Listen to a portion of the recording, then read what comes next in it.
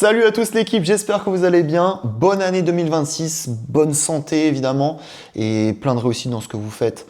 Moi en tout cas, sur cette chaîne, il va y avoir du lourd pour cette année.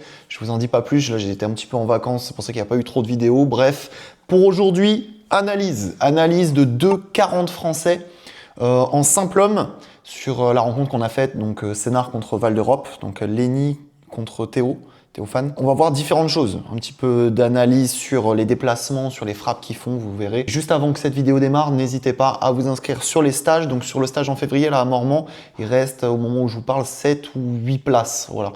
Donc n'hésitez pas à aller checker ça, c'est dans la description. Il y a aussi évidemment le stage en Thaïlande qu'on organise en août 2026. Donc pareil, il reste 5-6 places pour le stage en Thaïlande. Donc n'hésitez pas, pareil, tout est dans la description, le premier lien. N'hésitez pas à aller checker ça si vous avez évidemment des infos que vous n'avez pas comprises ou des demandes, des questions, n'hésitez pas. C'est contact@badmintondeplage.fr et puis voilà, on vous répondra.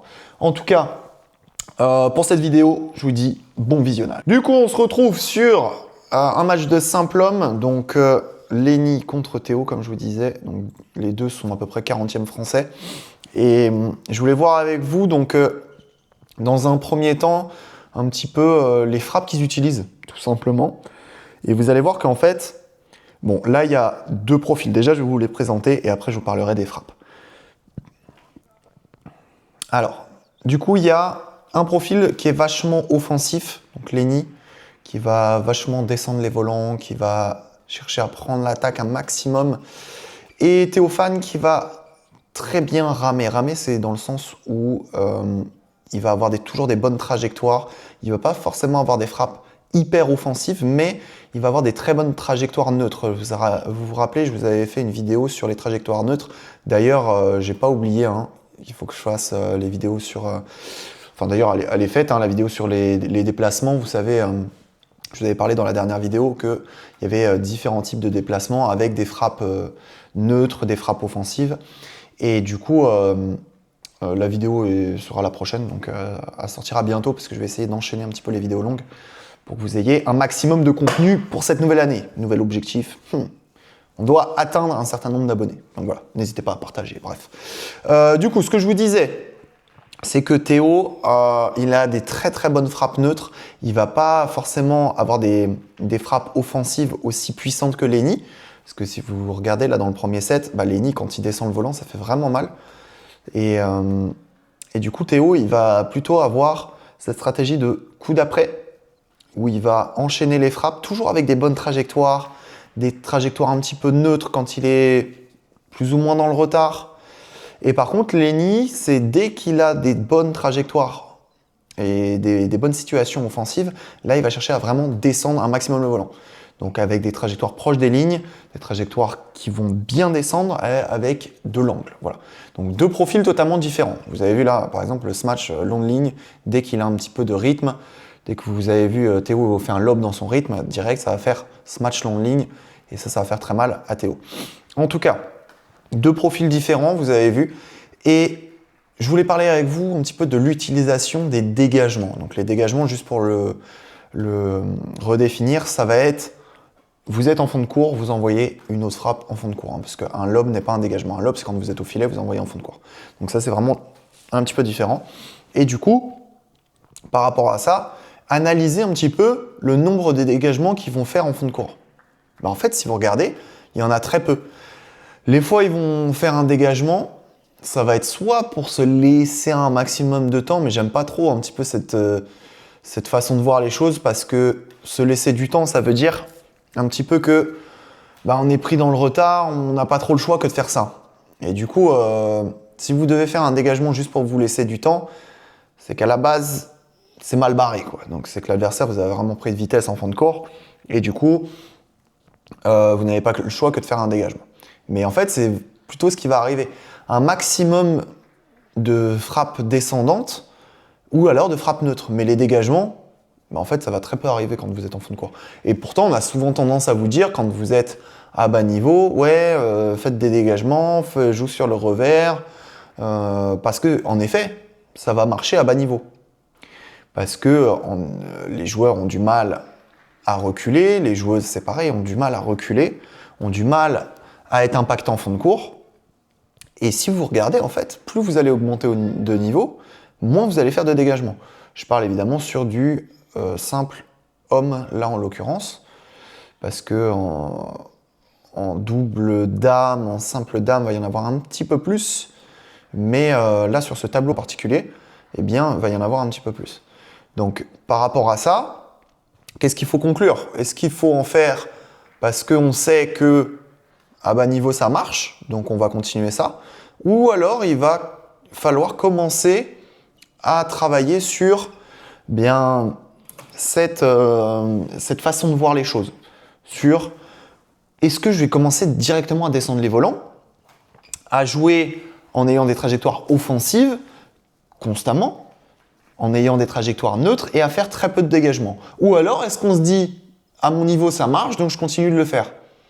Eh bien moi, je vous conseille, malgré tout, de commencer à avoir un jeu qui va se rapprocher de ce que vous voyez à haut niveau, en fait, tout simplement. Parce que vous savez que si ça marche à haut niveau, la plupart du temps, ça va marcher à bas niveau.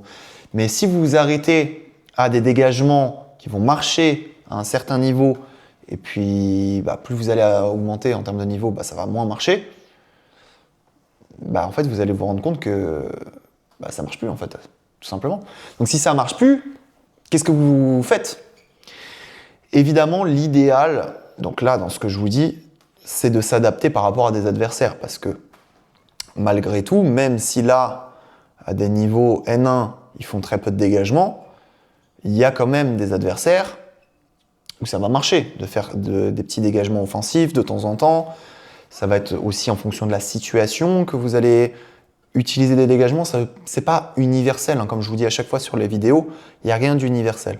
Donc si contre des adversaires ça marche, faites-le. Mais ça va être plutôt des petits dégagements offensifs. Vous avez vu, là il a loupé son dégagement direct, 1, 2, bam. Donc là c'est un peu dommage. Mais plutôt des dégagements offensifs qui vont vraiment prendre de vitesse les adversaires. Et des dégagements défensifs, ça va plutôt donner l'attaque aux adversaires, donc ça ne va pas forcément être efficace. À partir du moment où vous voyez que sur des dégagements défensifs, l'adversaire n'en fait rien, il fait des fautes, il fait des trajectoires qui sont affreuses, là dans ce cas vous pouvez faire des dégagements, c'est toujours la même chose. Mais si vous regardez la fréquence à laquelle les N1 font des dégagements, elle est beaucoup plus réduite que des niveaux P ou D. Donc c'est pour ça que adaptez un petit peu votre façon de jouer par rapport à ce que vous observez aussi sur les matchs de haut niveau. Après, évidemment, vous n'avez pas les mêmes qualités physiques, vous n'avez pas les mêmes qualités de trajectoire et tout ça, mais forcez-vous tactiquement à descendre les volants, à faire des trajectoires neutres, comme je vous ai dit la dernière fois et comme je vous dirai à chaque fois, tout simplement. Ok ? Ensuite, je voulais voir avec vous un petit peu tout ce qui est reprise d'appui dans le rythme, reprise trajectoire de volant, ça en a fait du coup, mais reprise d'appui et orientation d'appui. Donc, par rapport à ce que je vous disais la dernière fois, vous avez vu, à partir du moment où vous jouez, vous êtes au filet, vous faites un lob, vous allez reculer votre jambe et reprise d'appui au moment où l'adversaire vient faire sa frappe. Ça, c'est très important. Et jambes parallèles au moment où vous faites un lob. Donc, quand vous êtes au filet, lob, et ensuite vous réorientez vos appuis. Donc regardez, si on va regarder un petit peu les situations où par contre il va falloir garder la jambe droite devant. Vous allez comprendre très rapidement. Donc là, je joue au filet, je garde la jambe droite devant. Je fais un lob, je me recule et reprise d'appui, jambes parallèles. Ça, c'est très important. Vous êtes au filet, vous faites un lob, vous reculez, reprise d'appui, jambes parallèles, parce que la trajectoire la plus dangereuse, ça va être un smash. Là, regardez, tac, tac, voilà. Et en effet, pour recevoir un smash, il va falloir avoir les jambes parallèles pour aller se déplacer sur les côtés. En revanche, vous avez vu là, ils font des contre-amortis. S'il y a un contre-amorti, vous gardez la jambe droite devant. Pourquoi? Parce que ça va être toujours par rapport à la trajectoire la plus dangereuse après votre frappe. Donc si vous faites un contre-amorti, la trajectoire la plus dangereuse, ça va être un autre contre-amorti et donc il va falloir garder la jambe droite devant pour aller le plus rapidement au filet. Ensuite, les fois où vous allez faire reprise d'appui, jambe droite derrière, ce que vous allez voir surtout sur ce que font les Danois. Tiens, Premier match, enfin premier set gagné pour Lenny d'ailleurs. Les Danois vont beaucoup le faire sur des prises d'options notamment, où quand les adversaires vont souvent faire des lobes, ils vont pouvoir anticiper leur déplacement vers l'arrière en faisant prise d'option jambe droite derrière pour les droitiers, 1-2 pour attaquer. C'est un petit peu de l'anticipation, mais vous allez voir, le moins souvent, ça va être reprise d'appui en ayant jambe droite derrière. Ça va être très rare, ça va être juste des prises d'option. La plupart du temps, ça va être la couverture du filet et la couverture des côtés quand vous levez. Et du coup, par rapport à ça, ce que je voulais vous dire, donc évidemment, il y a ce côté technique qu'on voit, donc l'orientation des appuis, la reprise d'appui que vous allez faire au moment où l'adversaire tape, une fois que vous avez lu la trajectoire. Donc ça va être vraiment, c'est un laps de temps très court, c'est plus court que des secondes, millisecondes et tout ça. Ça va être vraiment une prise d'info rapide que vous allez devoir faire.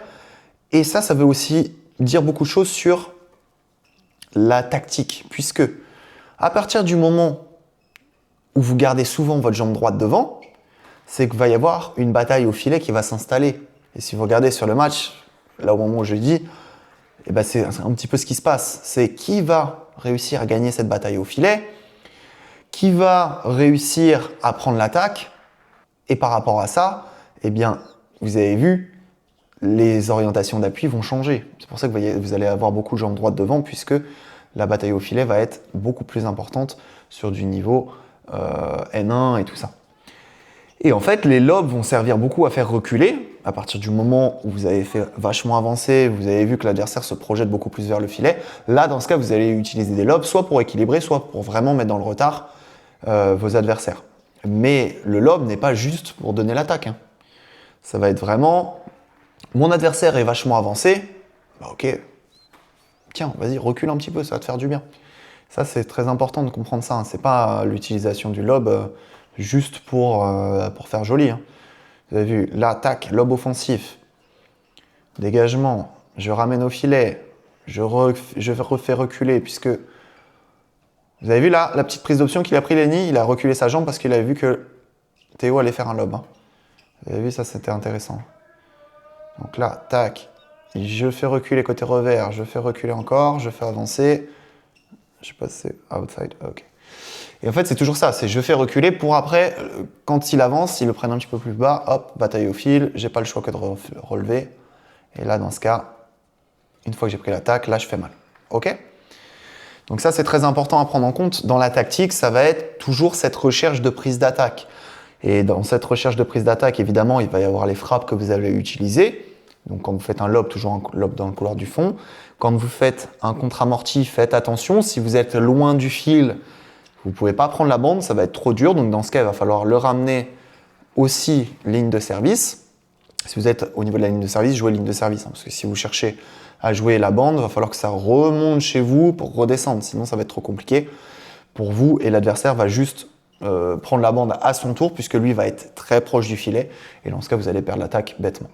Mais voilà, par rapport à ça, il y a cette logique de frappe.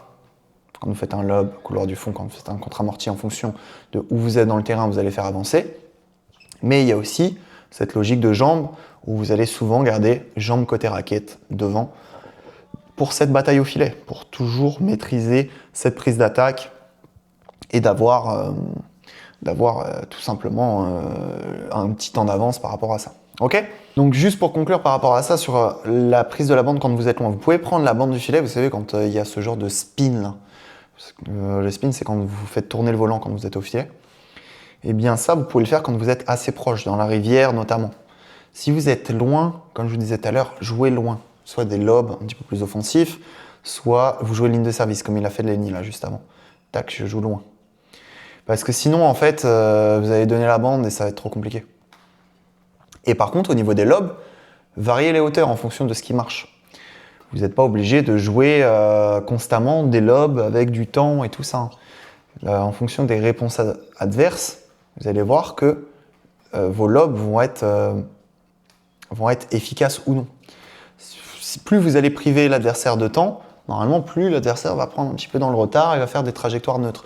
Mais évidemment, ça, faut le faire au bon moment, parce que si vous le faites au mauvais moment, eh bien, ça va juste donner l'attaque, ça va être dans le rythme de votre adversaire, et dans ce cas, vous allez prendre un smash juste après. Vous avez vu, là, il a fait un dégagement, bon, il était un peu court, ça donne l'attaque, Lenny, il finit smash long de ligne. Vous avez vu, c'est toujours pareil. Par contre, si vous faites un lob là, comme il a fait Théo, eh bah ok, bah là, Lenny, il est obligé de faire 1, 2, je contrôle, frappe neutre. Par contre, dès que c'est un peu court, smash. Bon là, pour le coup, smash c'est dehors, mais depuis tout à l'heure, il est met long de ligne et c'est gagnant, donc faut faire attention. Là, vous avez vu, Théo, il a essayé de faire une petite frappe neutre. Il est en fond de cours. Toujours un peu ça, c'est frappe neutre.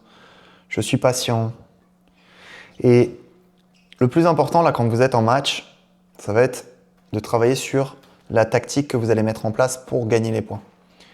Donc ça peut être beaucoup de facteurs, hein, des facteurs techniques, où à partir du moment où vous envoyez les volants dans une zone, eh bien l'adversaire va faire beaucoup de fautes dans cette zone-là, notamment si on prend l'exemple de tout à l'heure, si vous jouez beaucoup fond de cours, côté revers, les adversaires, dès qu'ils prennent en revers, eh bien ils vont faire des fautes, ou alors ils vont faire des trajectoires affreuses, et dans ce cas, ça va vous permettre de gagner l'attaque, ou alors de marquer le point tout de suite. Bah, dans ce cas, accentuez ça. Hein.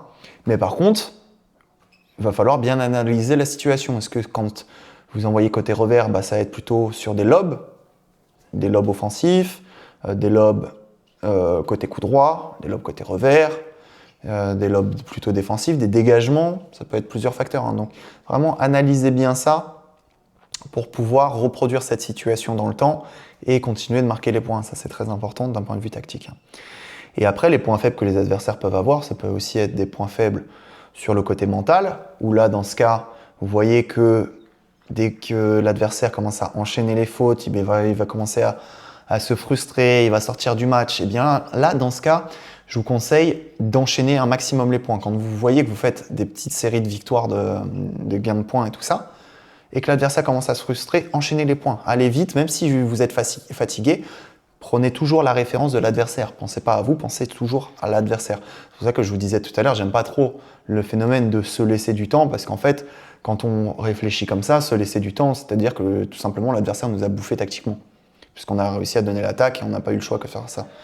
Donc, par rapport à cette logique-là, si vous voyez que l'adversaire enchaîne les fautes, il commence à être frustré mentalement, il se déconcentre, il se frustre, ça c'est des points mentaux qui sont hyper importants à prendre en compte. Et dans ce cas-là, eh bien, accentuez ça. Il est en train de perdre pied, on accentue, on enchaîne les points.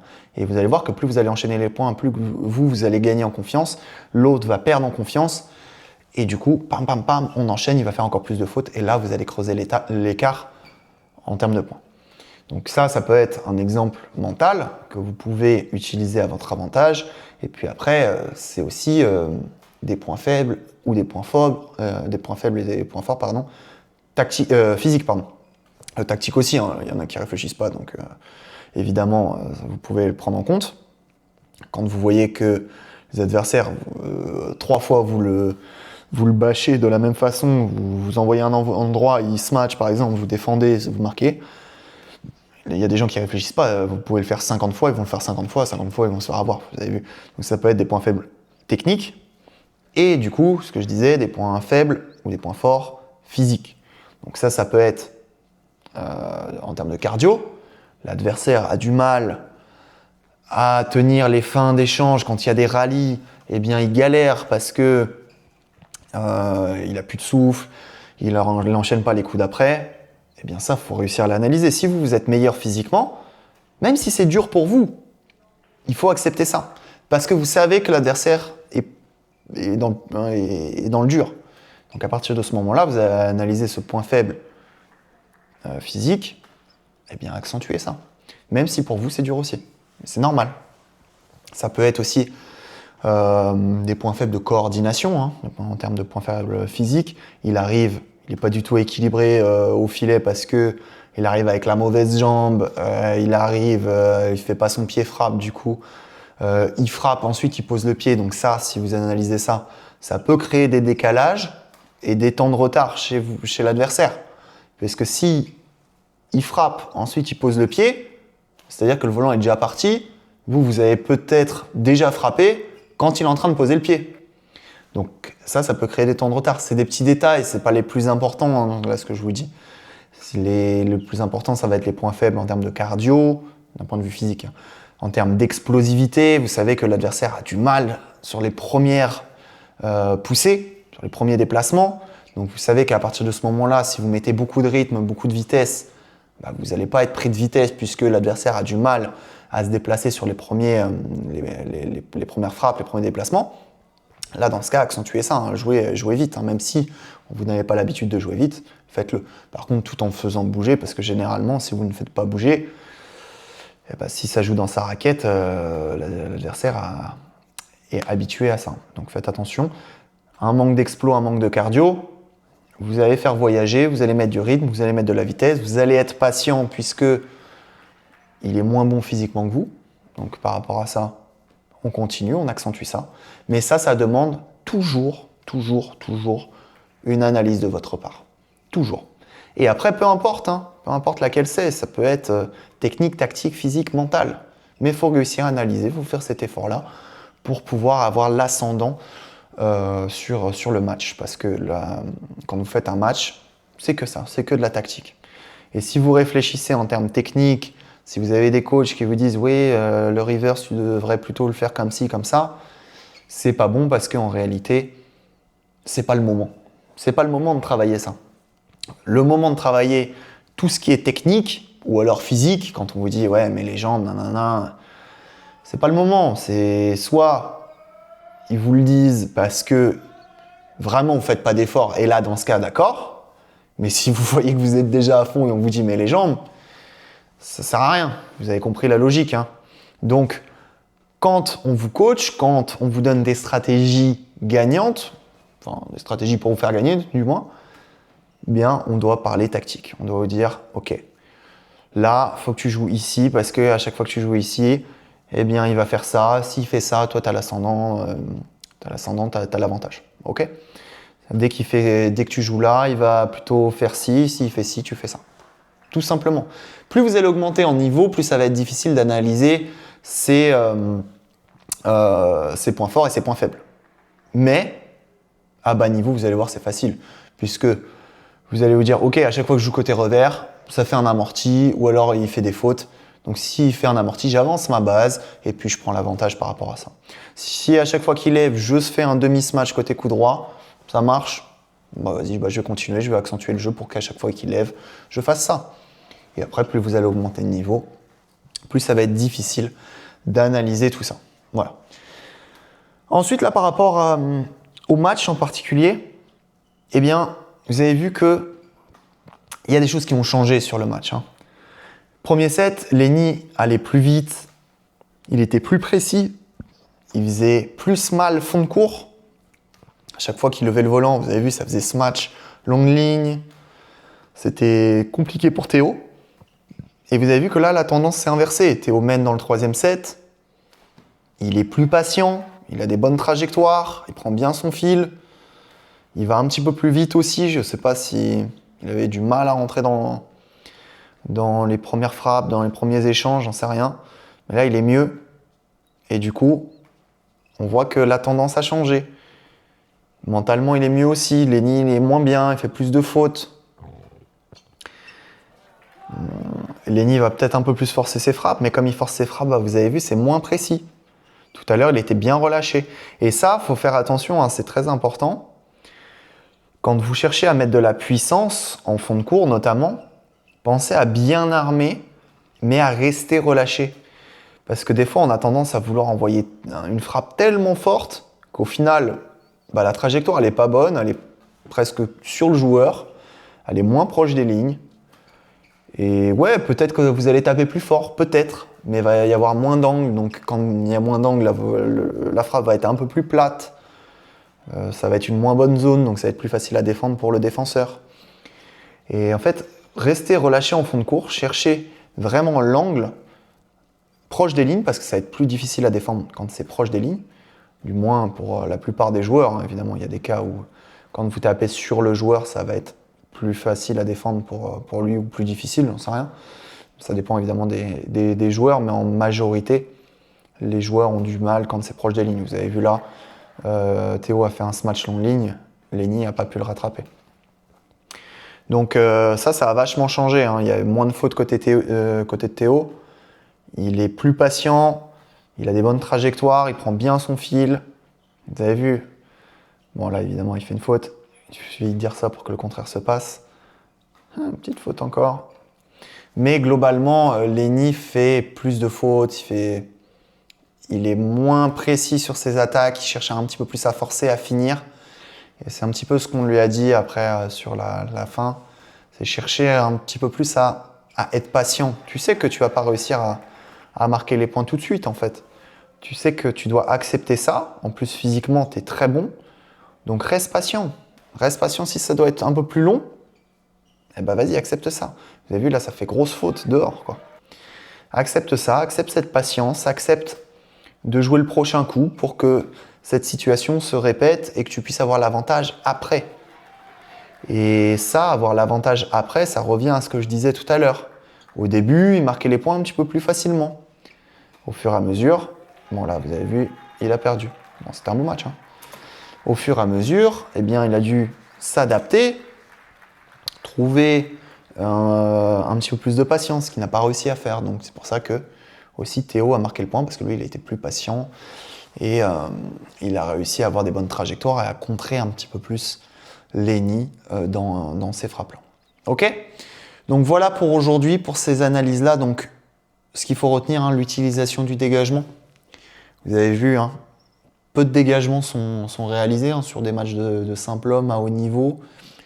Il y en a de moins en moins. Il y en a un petit peu, comme je vous disais, quand les adversaires, quand vous n'avez pas trop le choix. Mais la plupart du temps, ça va être des descentes de volant ou alors des frappes neutres quand ils sont un petit peu dans le retard. Et il n'y a pas trop ce facteur de je me laisse du temps en fait. C'est pas vraiment je me laisse du temps, c'est dès que je peux faire une trajectoire neutre, je fais une trajectoire neutre pour ne pas donner l'attaque en fait. Et ça, j'aime mieux cette réflexion. Se donner du temps, c'est vraiment, on pense à soi, je donne l'attaque tout simplement. À partir du moment où on se dit, je fais une trajectoire neutre, ou alors je fais vraiment un dégagement pour le faire reculer, parce que si je fais une trajectoire neutre, je vais me faire bâcher, là d'accord, parce que là on pense à l'adversaire, on ne pense plus à soi-même. Donc pensez à ça, hein, vraiment, je réfléchis en termes d'adversaire et non pas en ma propre personne sur un match. Pensez toujours à ça. Ensuite, on a vu un petit peu les différentes reprises d'appui et les orientations d'appui en fonction de la situation et en fonction de la tactique. Okay, pas prendre la bande quand vous êtes loin, quand vous êtes ligne de service, eh bien on joue aussi ligne de service pour pas donner la bande, tout simplement, parce que si vous êtes ligne de service, vous cherchez à prendre la bande, bah, vous n'allez pas forcément réussir, mais par contre ça va donner la bande à l'adversaire et du coup lui pourra la prendre et ça va vous faire perdre l'attaque et au pire perdre le point. Et après on a réfléchi évidemment sur cette notion de point fort, point faible, donc vraiment ce qu'il faut analyser d'un point de vue technique, tactique, physique, mental sur l'adversaire pour pouvoir avoir l'ascendant, marquer les points et évidemment gagner le match. Et puis évidemment sur la fin, vous avez vu la tendance s'est inversée par rapport à ce que je vous disais sur le fait d'être un petit peu moins patient. Lenny il était moins patient, il a cherché un petit peu plus à forcer ses frappes. Du coup quand vous forcez vos frappes, bah, c'est moins précis. Quand c'est moins précis, bah, l'adversaire a plus de facilité. Tout est en lien. Évidemment, n'oubliez jamais ça. Tout est en lien. J'espère que cette vidéo vous a plu. N'hésitez pas sur tous les stages en France. Le prochain, ça sera en février à Mormant. Celui d'après sera évidemment en avril à Mormant. Je ferai peut-être un petit stage en mars à Servon comme j'avais fait parce que ça avait bien marché sur le petit comité. 6 personnes, pas plus, sur 2 terrains pour avoir un maximum de qualité. Et puis évidemment le stage en Thaïlande en août. Il reste quelques places, 6-7 je pense, sur le stage en Thaïlande. Donc voilà, n'hésitez pas. Tout est dans la description, le premier lien. Moi je vous dis à très vite pour la nouvelle vidéo. Donc sur la nouvelle vidéo, la prochaine, ça sera évidemment ce que je vous disais là. Frappe neutre, frappe offensive, en fonction de la situation quand vous êtes plus ou moins dans le retard, quand vous êtes en avance, les différents déplacements. Et on fera un petit peu de salle aussi pour vous donner des exos pour travailler à la salle de sport. Voilà.